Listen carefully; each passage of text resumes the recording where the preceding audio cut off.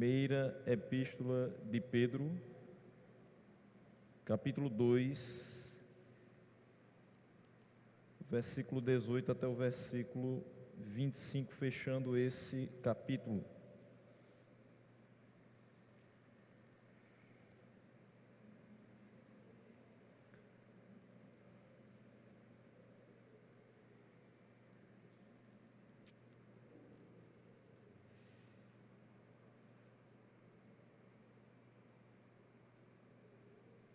Vamos à leitura desse texto.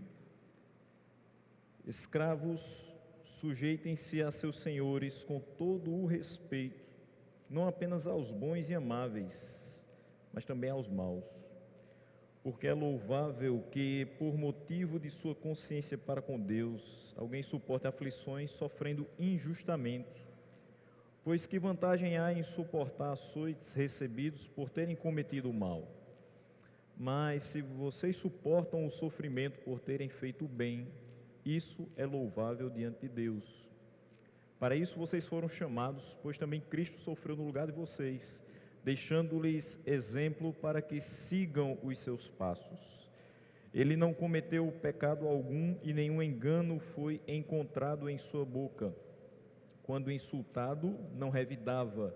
Quando sofria, não fazia ameaças, mas entregava-se àquele que julga com justiça. Ele mesmo levou em seu corpo os nossos pecados sobre o madeiro, a fim de que morrêssemos para os pecados e vivêssemos para a justiça. Por suas feridas vocês foram curados, pois vocês eram como ovelhas desgarradas, mas agora se converteram ao pastor e bispo de suas almas. Vamos orar mais uma vez nessa manhã. Senhor nosso Deus, nós te agradecemos por mais um domingo pela manhã que o Senhor nos dá, não somente para viver sobre a face dessa terra, mas para meditar acerca da Tua Santa Palavra. Que o Senhor possa nos guiar nessa meditação, nos fazendo compreender aquilo que é necessário, aquilo que o Senhor quer falar conosco, através dessa porção das Escrituras. Assim nós te oramos no nome de Jesus. Amém. Meus irmãos, o texto anterior de Pedro trabalhou sobre o tema submissão às autoridades, por amor ao Senhor, por temor a Deus. Nós não nos submetemos às autoridades constituídas por Deus, se não for por temor a Ele. E é fato que algumas dessas autoridades abusam do direito de serem autoridades para não fazer o que Deus determina. Fazem porque têm o poder nas suas mãos, fazem porque assim se acham donas das pessoas que estão no território onde elas têm essa autoridade. Mesmo assim, nós somos orientados a não nos rebelar contra as autoridades, pelo contrário, por temor a Deus, orar por elas, buscar ser submissos a elas, e o limite para que isso seja completamente feito por nós é até o ponto em que isso não nos faça ser contrários a Deus. Isso acho que ficou bem claro na parte do versículo 11 até o versículo 17. Você precisa obedecer às autoridades que foram constituídas por Deus, mas a partir do momento que elas te levam a fazer o que é contrário à vontade de Deus, aí não podemos continuar nessa submissão perfeita.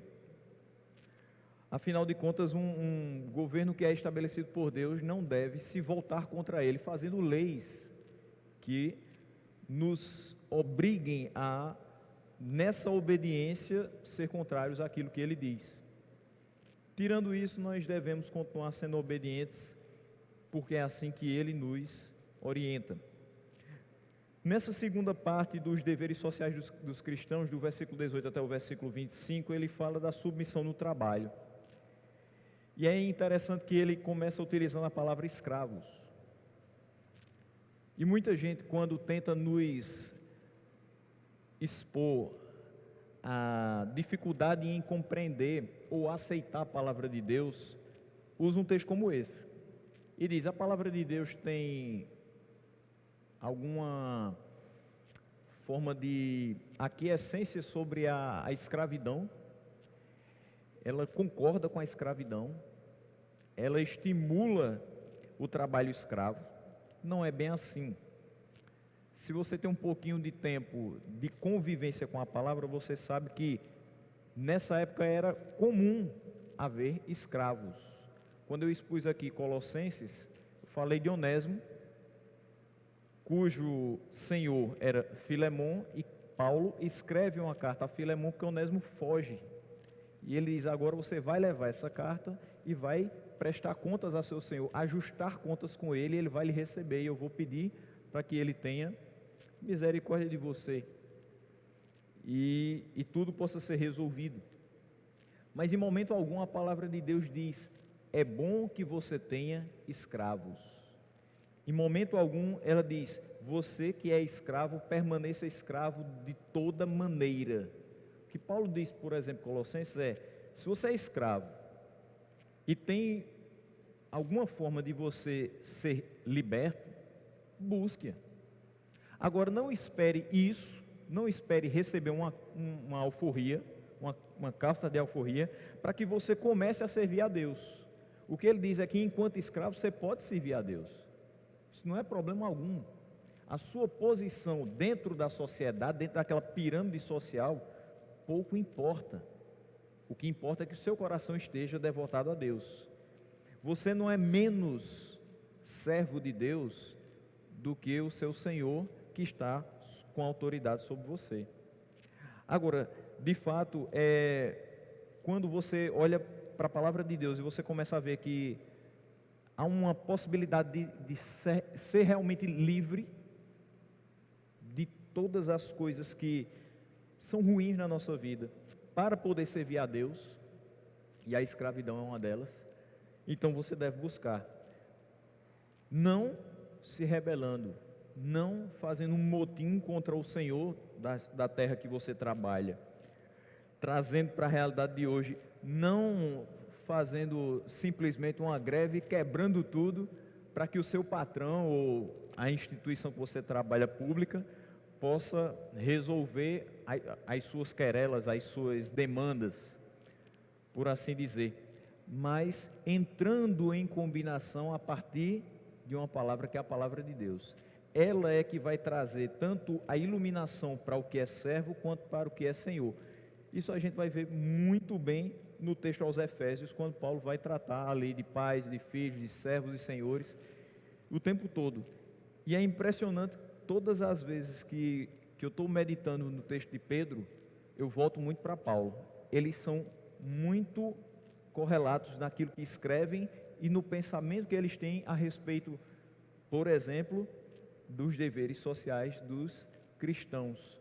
A partir do capítulo 3, também há muita convergência a respeito dos deveres conjugais. Então, Pedro e Paulo escrevem pensando da mesma maneira, que a palavra de Deus, uma vez que entra na nossa vida, uma vez que entra no nosso coração, nós devemos ter uma atitude diferente para com a sociedade em que nós estamos inseridos. É aquela questão: você agora é uma nova criatura, houve uma transformação na sua vida, as suas atitudes mostram isso. A forma como você trabalha mostra que você é uma nova criatura. A forma como você serve alguém mostra que você é uma nova criatura. A forma como você fala com as pessoas, como você atende no seu trabalho, a forma como você trata seus filhos, a forma como você trata sua esposa, a forma como você trata a sua família, tudo que você faz deve transmitir para as outras pessoas: eu faço isso porque eu sou uma nova criatura, eu faço isso porque a palavra de Deus habita em mim e houve uma transformação de fato na minha vida. Se isso não acontece, eu não vou questionar Deus, porque quando Ele faz transformação, Ele faz completa. Eu vou questionar quem disse que foi transformado, mas não vive como tal. Mas essa palavra aqui, dirigida aos servos, não vai ficar solta. Pedro vai falar diretamente a eles do versículo 18, 19 e 20, mas do 21 ao 25 ele vai dar um exemplo. E qual é o exemplo que nós temos para sermos servos? O próprio Cristo. Então, nós temos primeiro uma exortação de Pedro direta para aqueles que naquela época eram escravos, e depois nós vamos ter uma exemplificação. Olha, vocês precisam ser dessa maneira. Por quê? E ele pega 6 versículos e diz: porque nós temos em Cristo o exemplo supremo de serviço. Então, a palavra que é usada aqui para servos é oiketai, palavra grega, que vem de oikos, casa. Quando Pedro fala escravos, sujeitem-se a seus senhores com todo respeito, não apenas aos bons e amáveis, mas também aos maus, ele está se direcionando mais especificamente a pessoas que trabalhavam dentro da casa. Então, se observarmos, por exemplo, o contexto brasileiro, você tinha ali a figura das mucamas, que eram mulheres escravas que seguiam, acompanhavam as suas senhoras quando saíam de casa. Você tinha também aqueles que eram meio que mordomos, era um escravo mais habilidoso, mais comunicativo, que ficava dentro da casa grande, auxiliando o seu senhor em algumas questões, até mesmo administrativas. E você tinha aqueles que ficavam na senzala, que eram os trabalhadores braçais, aqueles que não se chegavam na casa grande. A todos esses, Pedro fala, aqueles que eram mais próximos dos seus senhores, mas também os que não eram. Só que a expressão específica se dirige mais a escravos domésticos, a escravos que moravam e trabalhavam na casa dos seus senhores. E interessante que hoje isso acabou perdendo um pouco, tanto pela legislação que hoje nós temos referente a aqueles que hoje costumeiramente nós chamamos de secretários do lar, mas também pela questão da pandemia. Se perdeu um pouco disso de pessoas que nos auxiliam dentro de casa morarem conosco. Me lembro que isso era muito comum 20, 30 anos atrás, e existia pessoas que eram secretárias da família que meio que ajudavam a criar os filhos. Então eu tenho uma amiga que a funcionária dela está com ela há 34 anos e suas filhas têm menos de 30, então acompanhou todo o crescimento, o casamento dela, a criação dos filhos. É uma pessoa que acaba se tornando meio que da família, mas é uma pessoa da família, mas que tem um vínculo empregatício, tem suas responsabilidades. E vai chegar um momento que, por mais íntima que você seja da pessoa que está trabalhando na sua casa, mas você vai precisar repreendê-la por alguma coisa que ela fez errado, ou vai precisar dar ordens que ela deve seguir, e ela não pode dizer assim: não, mas nós somos amigos, somos quase que da mesma família, então não vou fazer isso. Isso quem faz é empregado. Ele disse: sim, é isso que você é. Por mais que a gente hoje não utilize a expressão empregada doméstica ou empregado doméstico, e utilize outras que talvez suavizem um pouco a expressão, mas no fim de tudo, é isso que acontece. Você paga uma pessoa para que ela faça serviços a você, então ela é sua funcionária, seu funcionário. Claro que com direitos, essa é a grande diferença. Pedro aqui fala para pessoas que normalmente não tinham direitos, tanto é que ele chama escravos. O escravo não tem direito, nem de voz, nem de vez e nem de pagamentos. Ele faz porque tem que fazer, é por obrigação. E as pessoas que trabalham para nós hoje não trabalham simplesmente por obrigação, elas ganham para isso. Então há uma diferença na relação dessa época para a nossa. Nessa época aqui, você tinha cerca de 60 milhões de escravos no Império Romano.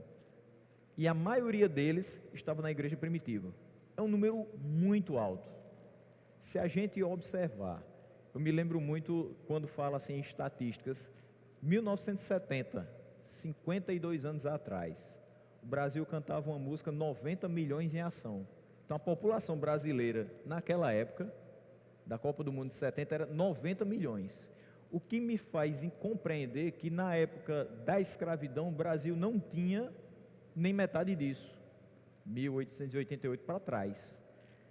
Imagine então um Brasil inteiro de escravos, proporcionalmente, dentro do Império Romano, e a maioria deles na igreja. Não dá nem para pensar a respeito disso. Só que os escravos convertidos percebiam que eles tinham uma nova identidade em Cristo. A minha identidade em Cristo não é de escravo, é de alguém que é livre, mas livre para quê?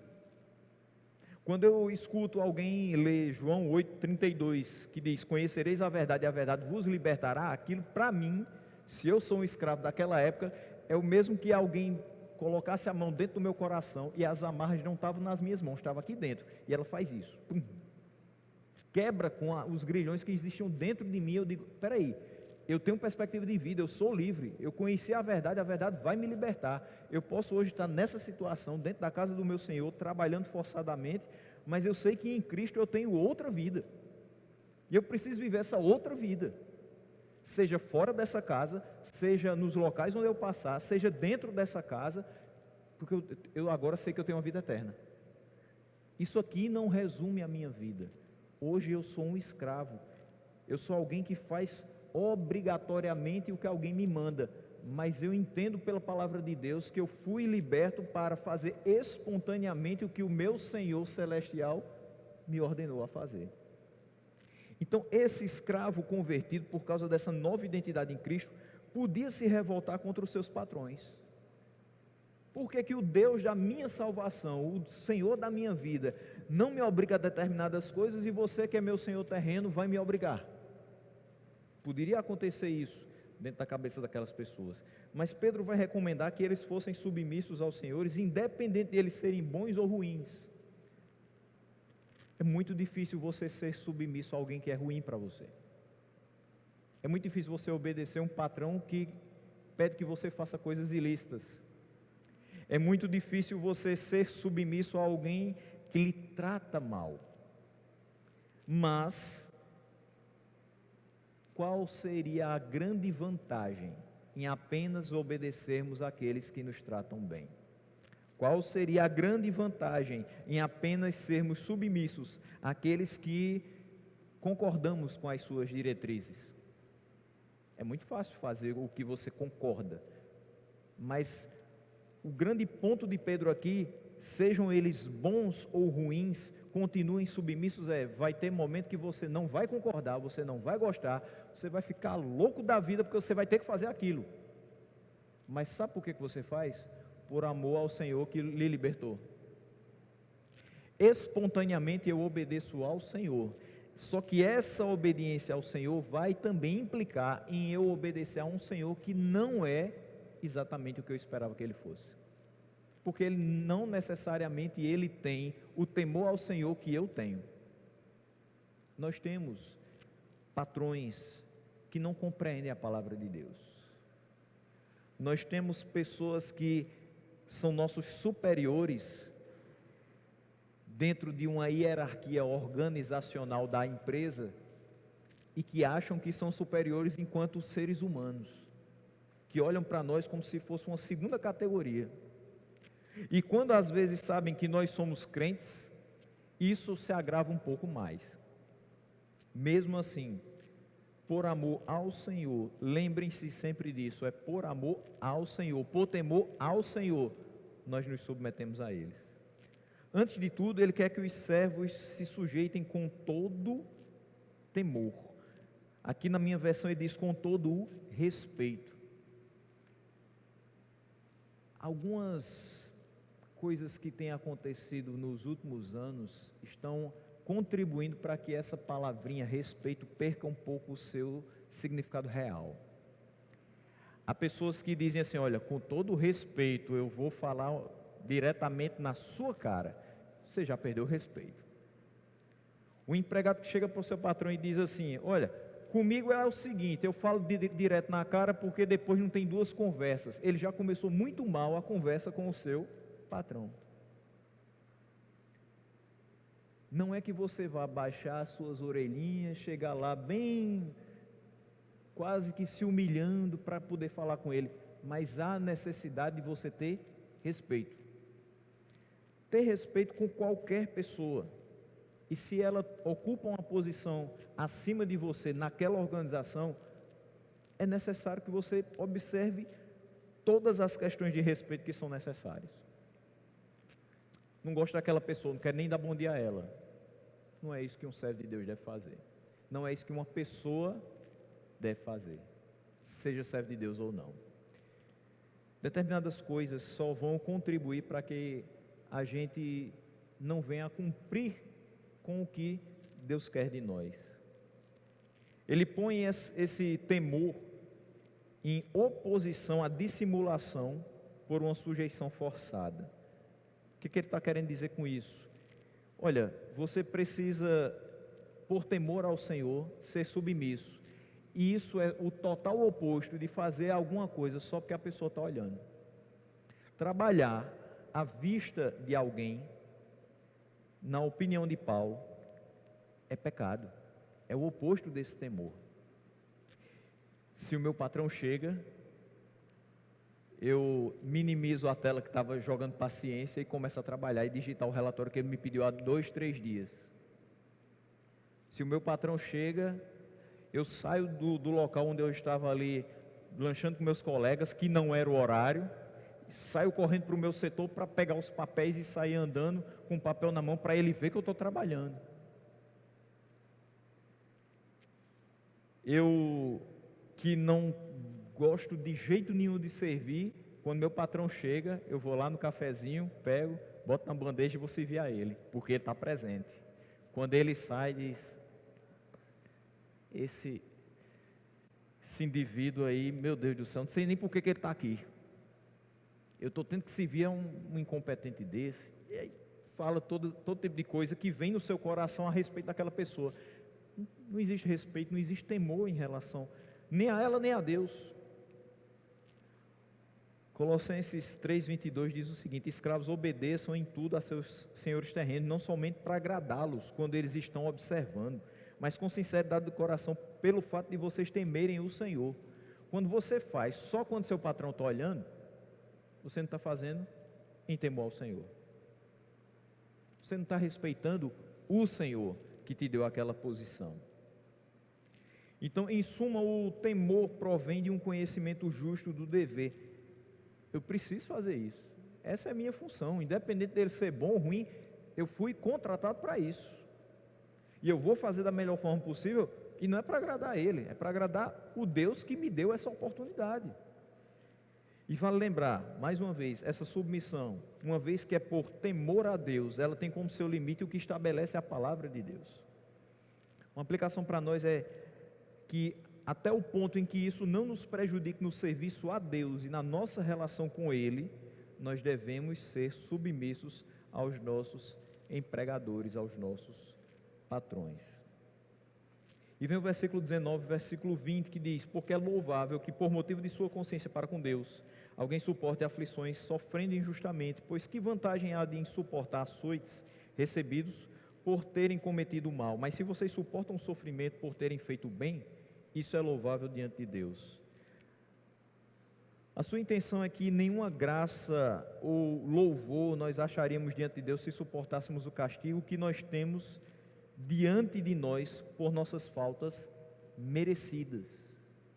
Se eu fiz uma coisa errada, eu tenho que ser punido por isso.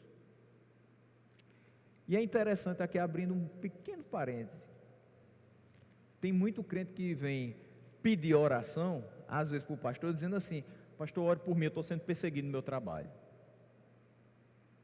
Como o pastor não está lá para ver a conduta do crente todos os dias, então ele vai dizer: tudo bem, meu irmão, eu vou orar por você, porque perseguição do trabalho é algo muito, muito sério. Deus vai abrandar o coração do seu empregador. Só que não sabe ele que às vezes essa pessoa que diz estar sendo perseguida é aquela que chega tarde no trabalho, é aquela que é relapsa nas suas obrigações, é aquela que fala mal dos colegas, é aquela que não está no seu posto de trabalho, mas está nos cantos de parede, fazendo disse-me-disse, prejudicando o ambiente de trabalho. Aí é muito fácil você dizer que está sendo perseguido quando o seu empregador nota isso e lhe reclama. É porque ele não é crente, ele não gosta de crente, aí fica reclamando de mim, ele fica pegando no meu pé. Isso é perseguição, e religiosa, isso é intolerância religiosa.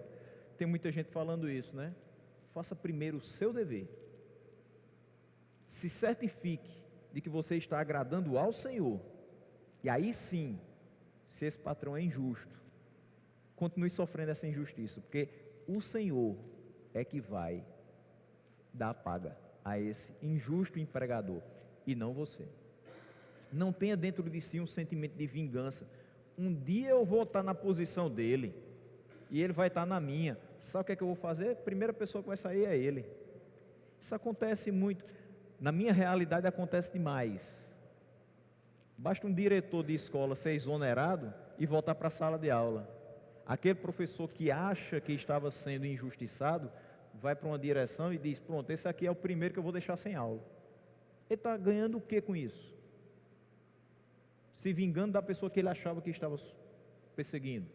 E mesmo que estivesse perseguindo, a vingança não cabe a nós.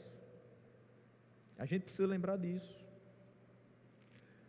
Por motivo de sua consciência para com Deus, nós devemos suportar pacientemente as injúrias e injustiças. Isso é digno de louvor diante de Deus. Ele se agrada que nós não comecemos um movimento, um trabalho dentro do nosso ambiente laboral para que a gente derrube alguém. Ele não se agrada disso, para que a gente tire alguém do seu posto de trabalho, mas ele se agrada em ver que os seus servos fazem tudo, inclusive suportar as injustiças por temor a ele. Quando ele usa essa expressão por motivo de sua consciência para com Deus, Pedro está dizendo o seguinte: olha, você vai cumprir o seu dever, não é em respeito a essa pessoa não.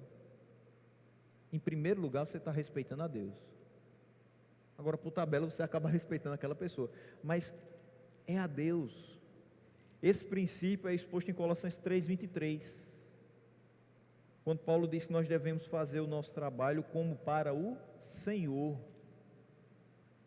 Ele pode ser ruim o quanto for, seu patrão.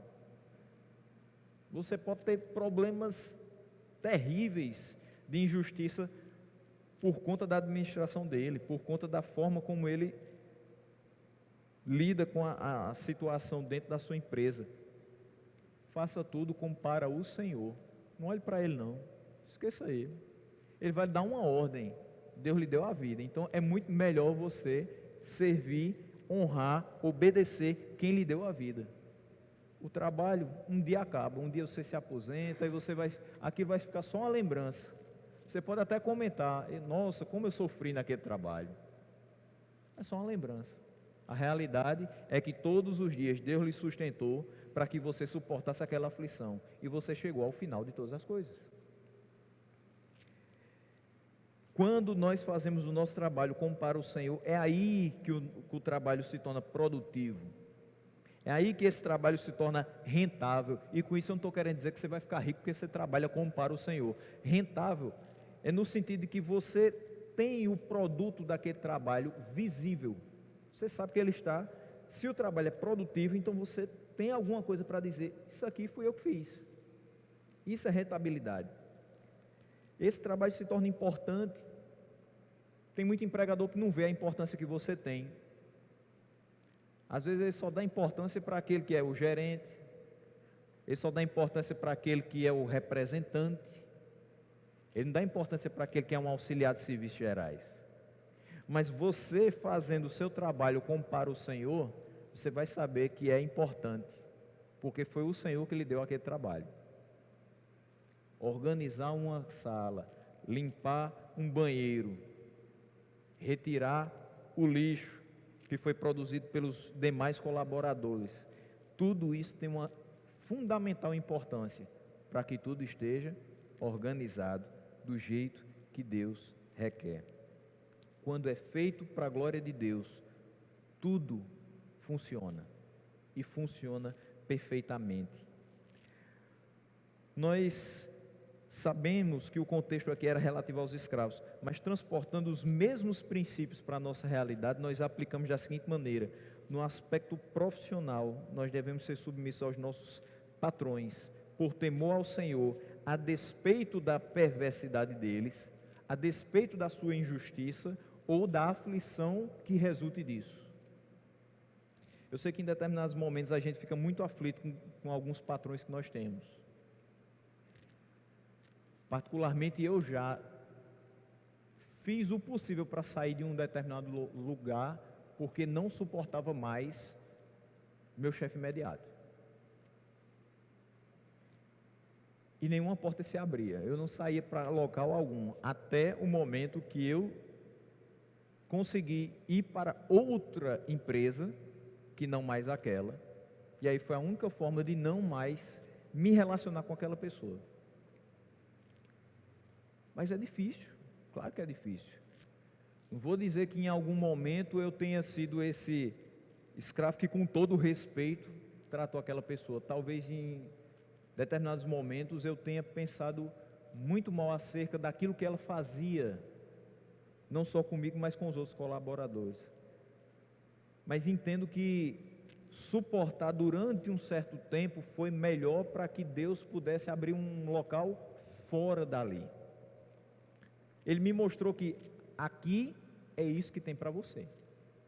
E você tem que ser submisso a essa pessoa, independente dela ser boa ou ruim, como Pedro está dizendo aqui. Você quer uma mudança? Batalhe, busque e vá para outro local, outro setor, outra empresa, mas aqui você vai ter que resistir. É uma luta, é uma batalha, mas com ele a gente consegue. Do versículo 21 para frente, então, ele vai falar sobre esse grande exemplo que nós temos, que é Cristo. E ele diz o seguinte: para isso vocês foram chamados, pois também Cristo sofreu no lugar de vocês, deixando-lhes exemplo para que sigam os seus passos. Aqui ele lembra a todos os irmãos, todos aqueles que são piedosos, como é a condição do cristianismo. Nós somos chamados pelo Senhor para esse fim, suportar pacientemente os erros. Ele não está dizendo que o empregador está certo, ele não está dando valor ao que é feito, à injustiça que é feita com você. Ele está dizendo que você tem que suportar os erros. Ele reconhece que está errado, mas ele incentiva você a suportar pacientemente. Como ele já disse em outros pontos da passagem, nós somos designados a isso. Nós fomos chamados para ser o povo que mostra para esse mundo que nós lidamos com situações difíceis pacientemente por temor ao Senhor. Cristo sofreu em nosso lugar, sendo nosso substituto. Ele é o nosso exemplo máximo de submissão, e nós devemos seguir a paciência de Cristo. Pedro aqui vai encorajar os seus leitores que sofrem injustamente a olharem para Cristo. Olhem para Ele. Quando você olha para Ele, você tem alento para suportar com paciência os sofrimentos da sua carreira. Por quê? Porque Hebreus 12, de 1 a 3, nos diz o seguinte: portanto, também nós, uma vez que estamos rodeados por tão grande nuvem de testemunhas, livremo-nos de tudo que nos atrapalha e do pecado que nos envolve, e corramos com perseverança a corrida que nos é proposta, tendo os olhos fitos em Jesus, autor e consumador da nossa fé. Ele, pela alegria que lhe fora proposta, suportou a cruz, desprezando a vergonha, e assentou-se à direita do trono de Deus. Pensem bem naquele que suportou tal oposição dos pecadores contra si mesmo, para que vocês não se cansem nem desanimem. Quando você estiver numa situação pior do que a que eu me encontrava, que eu não suportava mais estar naquele ambiente, porque meu chefe imediato não tinha a percepção de que nós éramos funcionários e não burros de carga. Então, olhe para Cristo. Quando você acha, não dá mais, eu não aguento, eu vou fazer uma bobagem aqui dentro, eu não tenho condição de tratar mais essa pessoa com respeito, porque ela não me trata com respeito. Olhe para Cristo. Ele suportou uma oposição de pecadores contra si mesmo, que você, nem eu, teríamos condição de suportar, e que não chegamos nem perto. A oposição que você pode ter de um patrão, não vai te levar para uma cruz, não vai te fazer ser preso, não vai te fazer perder a vida. Olhando para Cristo, nós não temos como justificar um cansaço ou um desânimo. Qual é o desânimo que eu posso ter quando eu olho para Ele? suportando o que suportou para que eu tivesse vida, para que eu tivesse um trabalho, para que eu tivesse uma família, para que eu tivesse tudo que eu tenho na minha vida. Como é que eu posso dizer que eu estou cansado de determinada coisa, se, como o pastor Jamerson sempre lembra, ele sangrou das 9 horas da manhã até as 3 horas da tarde, por mim e por você? Se ele suportou as maiores injúrias, as maiores difamações, para que no final ele fosse achado sem nenhum dolo e pudesse ser o nosso substituto. Então, ele é o nosso exemplo de submissão, porque mesmo não tendo nenhum pecado, ele foi o nosso substituto, ele morreu, ele sofreu no nosso lugar. Mas o versículo 22 nos diz: ele não cometeu pecado algum, e nenhum engano foi encontrado na sua boca. Pedro vai nos mostrar quão longe nós estamos de Cristo. Não dá para comparar. Ele diz: nenhum engano foi encontrado em sua boca. Como eu falei há poucos minutos, tem gente que vai dizer: eu estou sendo perseguido por isso, por isso, por isso, e não olha para a própria conduta. Ninguém é 100%.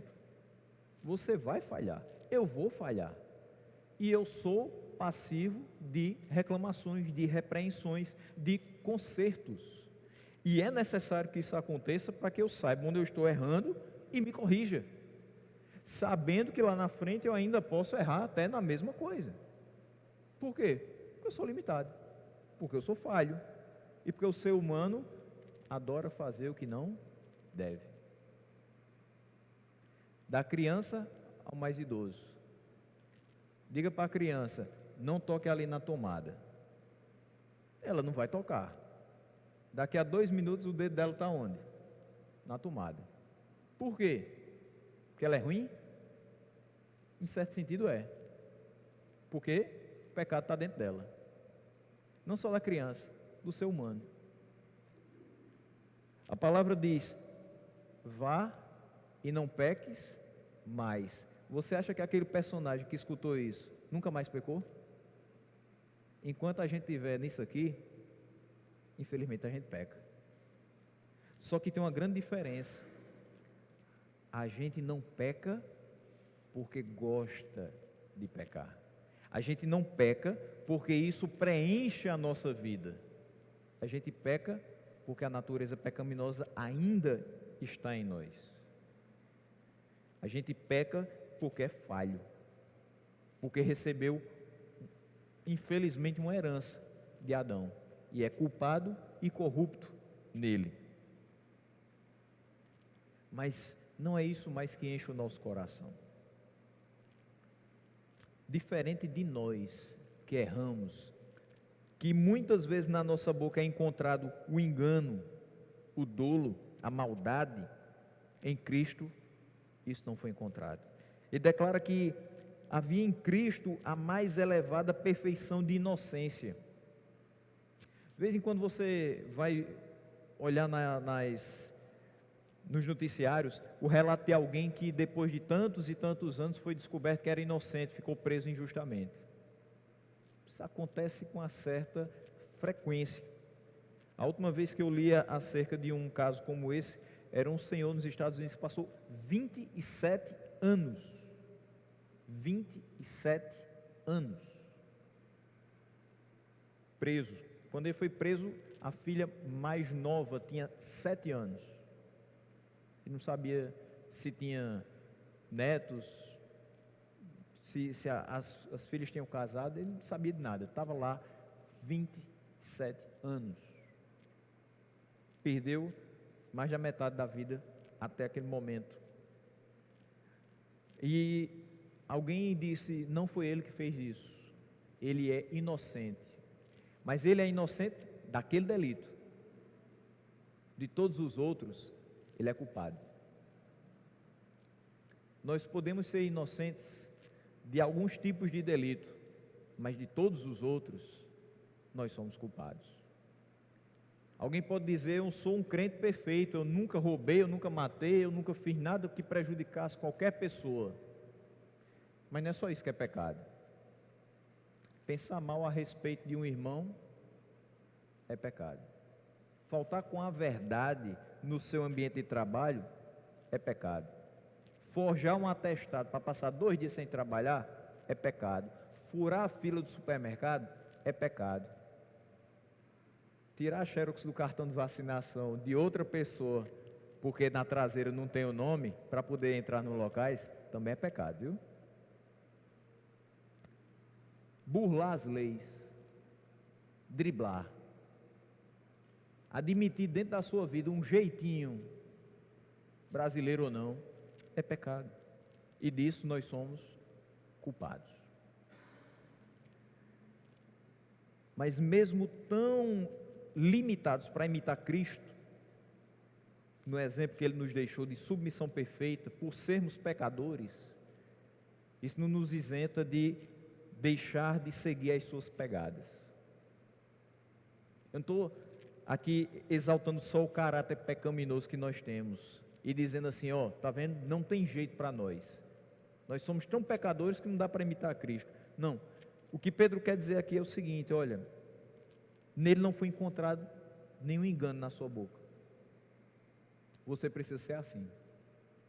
Você não é filho dele, você não é servo dele, você tem que ser parecido com ele. Em determinados momentos você vai errar, mas a busca da sua vida é de não fazer isso. Você foi chamado, você foi designado para isso, suportar as aflições e não pecar nem com sua boca a respeito disso. Não ficar praguejando contra o seu patrão, não ficar maquinando para que ele se prejudique e você se dê bem. Nós precisamos seguir as pegadas de Cristo, ter como objetivo da nossa vida a santidade, ainda que vítimas das mais profundas injustiças. Eu não consigo ver tantas maiores injustiças do que passar 27 anos dentro de uma cadeia. Sabe o que esse homem foi fazer depois de 27 anos na cadeia? Participar de um concurso de canto. E ele cantava, meu Redentor vive. Provavelmente foi isso que segurou ele 27 anos dentro daquele lugar. Não tinha outra forma, senão por temor ao Senhor. O versículo 23 mostra que Jesus, quando insultado, não revidava. Quando sofria, ele não fazia ameaças, mas ele se entregava àquele que julga com justiça. Como eu falei, a vingança não cabe a nós. Quem faz justiça para conosco é o Senhor. Os principais sacerdotes e anciãos acusaram Jesus de muitas coisas, mas ele não retrucou. Mateus 27, versículo 12 a 14 diz, acusado pelos chefes dos sacerdotes e pelos líderes religiosos, ele nada respondeu. Então Pilatos lhe perguntou, você não ouve a acusação que eles estão fazendo contra você? Incomodou ele. Ele está calado, todo mundo está acusando, e ele não, você não está ouvindo não, o que estão falando contra você? Mas Jesus não lhe respondeu nenhuma palavra, de modo que o governador ficou muito impressionado. Como é que esse homem suporta tão pacientemente essas acusações? Ele sofreu na cruz sem murmurar. O relato está no mesmo Mateus 27, só que do 34 ao 44. Quando sofria, ele não fazia ameaça, ele não invocou a ira de Deus sobre os seus perseguidores e nem exigiu retaliação imediata. Antes, ele orou pelos seus inimigos. Lucas 23, 43. Pai, perdoa-lhes, porque eles não sabem o que fazem. Seria tão bom que a gente pudesse falar isso quando a maior injustiça da nossa vida acontecesse, em vez de dizer, Deus vai pesar a mão sobre essa pessoa, porque ela fez isso contra mim, que é isso que normalmente vem à nossa mente, era dizer, Senhor, perdoa, ele não sabe o que faz. Seria não somente uma atitude de grandeza da nossa parte, mas uma atitude de respeito ao Senhor, a quem pertence a justiça e a vingança. Pedro realça o que nós devemos imitar em Cristo, inclusive suportar serenamente as injustiças e não vingar as injustiças. A nossa disposição é de tal natureza que quando nós revemos essas injúrias, a nossa mente imediatamente entra em agitação.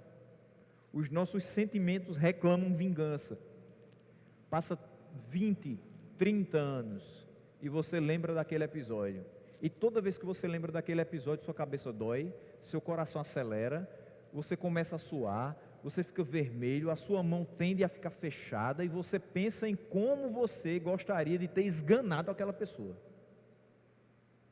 O quanto você gostaria de ver aquela pessoa com medo nos olhos, e aquilo seria um pagamento para você incrível, de ver a vulnerabilidade daquele que lhe injustiçou. Essa é a disposição da mente pecaminosa. Cristo, porém, se absteve de todo gênero de retaliação. O que satisfaz a Ele é a justiça, não a retaliação. Então a nossa mente deve ser refreada para que não busque retribuir o mal com o mal, mas vencer o mal com o bem. Versículo 24, ele diz: Ele mesmo levou em seu corpo os nossos pecados sobre o madeiro, a fim de que morrêssemos para os pecados e vivêssemos para a justiça. Por suas feridas vocês foram curados. Pedro, ao tratar do exemplo oferecido por Cristo, vai mencionar também a sua obra na redenção. E a importância dessa obra vai além do exemplo. Pedro mostra aqui o caráter vicário da expiação. Ele foi o nosso substituto, como já disse anteriormente. Ele, como o cordeiro sacrificial do Antigo Testamento, morreu pelos nossos pecados, o inocente pelos culpados. Por que ele morreu pelos nossos pecados? A fim de que, morrendo para esses pecados, a gente vivesse para a justiça. Então, a influência que a cruz tem sobre a nossa santificação é ressaltada aqui por Pedro. Em consequência da morte de Cristo na cruz, nós devemos estar posicionalmente mortos para o pecado, para que a gente possa levar uma nova vida e se apresentar diante de Deus como um instrumento de justiça. João fala nas suas epístolas que aquele que pratica a justiça procede de Deus. Então nós morremos para o pecado por conta da cruz de Cristo. Na morte de Cristo na cruz, nós não vivemos mais para a prática do pecado, mas para viver uma vida de justiça e santidade diante dele. Versículo 25, para encerrar, diz: Pois vocês eram como ovelhas desgarradas, mas agora se converteram ao pastor e bispo das suas almas. Por último, então, Pedro vai abordar o cuidado pastoral de Jesus para conosco. Todo cristão era uma ovelha desgarrada. Todo cristão era uma pessoa perdida, mas que foi encontrada por Jesus. E como é especial perceber que cada um de nós aqui já foi aquela 100ª ovelha que saiu do aprisco, que se enrolou nos espinhos, que ficou ferida, e ele deixou as 99 e foi lá. E nos buscou, e colocou nos seus ombros, e voltou para o aprisco, cuidou das nossas feridas, sarou essas enfermidades, e nos deixou exatamente como nós somos. Uma vez que nós somos cuidados pelo pastor Jesus, somos pastoreados por Ele, nós temos que ter um comportamento de alguém que foi sarado espiritualmente. Isso quer dizer, não manifestar aquilo que a nossa natureza pecaminosa ainda nos faz ter. Não dar vazão ao velho homem. Eu não posso ser mais quem eu era. Eu não posso pensar que a qualquer pequena injustiça que acontecer, eu devo ser aquela pessoa que estoura no meu ambiente de trabalho e diz assim: eles vão me respeitar nem que seja no grito. Eu não posso ser mais aquela pessoa que as outras têm medo até de chegar perto. Porque dizem, não vou nem chegar perto de fulano não, porque às vezes quando ele está nervoso, eu não posso ser mais aquela pessoa que diz assim, olha, eu sou crente, mas se pisar no meu calo, eu aguento a aprovação até a página 3. Da 4 para frente, eu dou o meu jeito, eu resolvo a minha maneira. Não, nós não podemos mais ser essas pessoas. Nós temos um guia,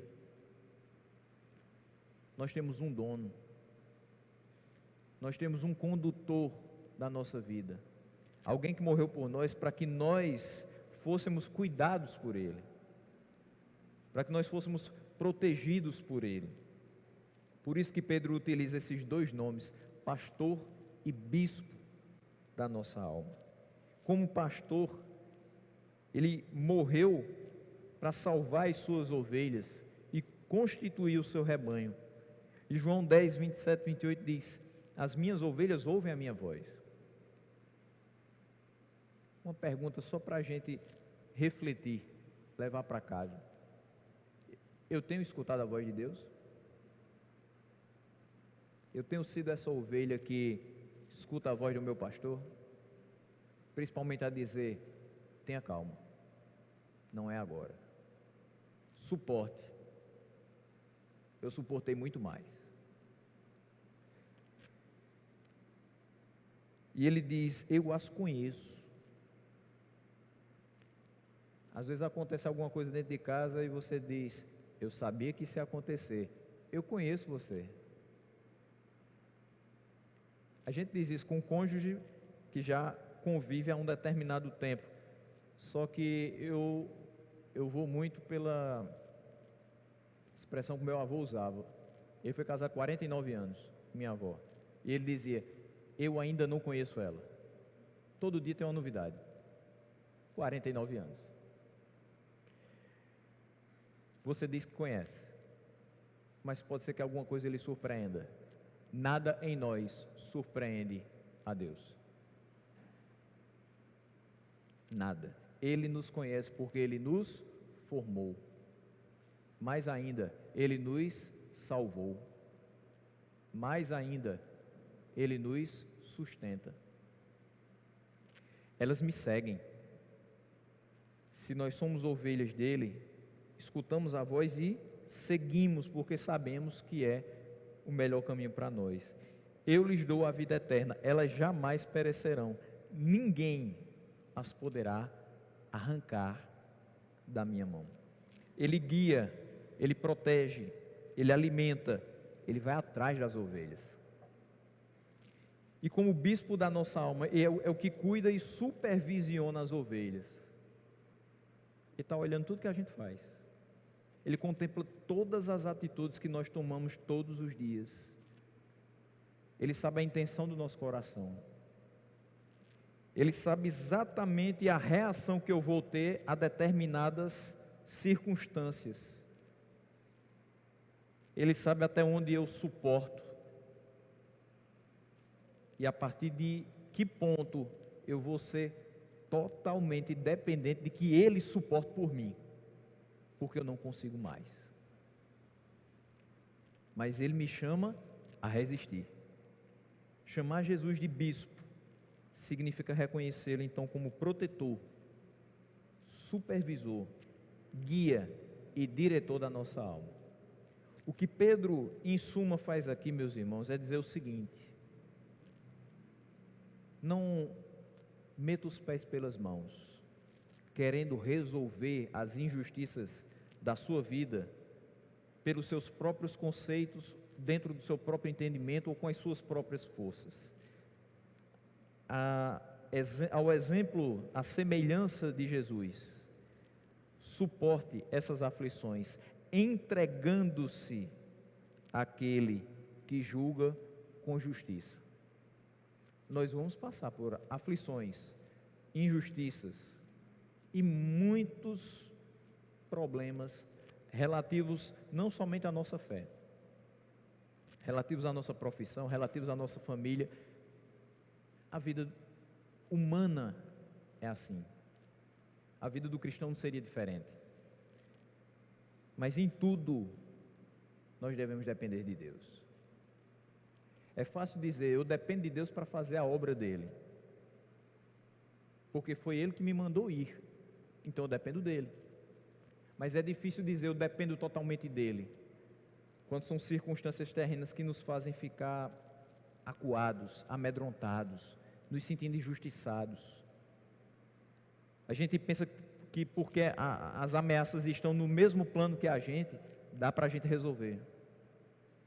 Do mesmo jeito que nós entendemos que nas questões espirituais nós devemos depender dele para a nossa santificação, para a motivação para trabalhar na obra dele, para sermos melhores cristãos, para poder edificar as outras pessoas com aquilo que nós pregamos, nós devemos dizer e praticar isso, depender dele em todas as coisas e principalmente nos momentos em que as injustiças chegam à nossa vida, seja de onde vier, venha por que canal vier, descanse na justiça do Senhor.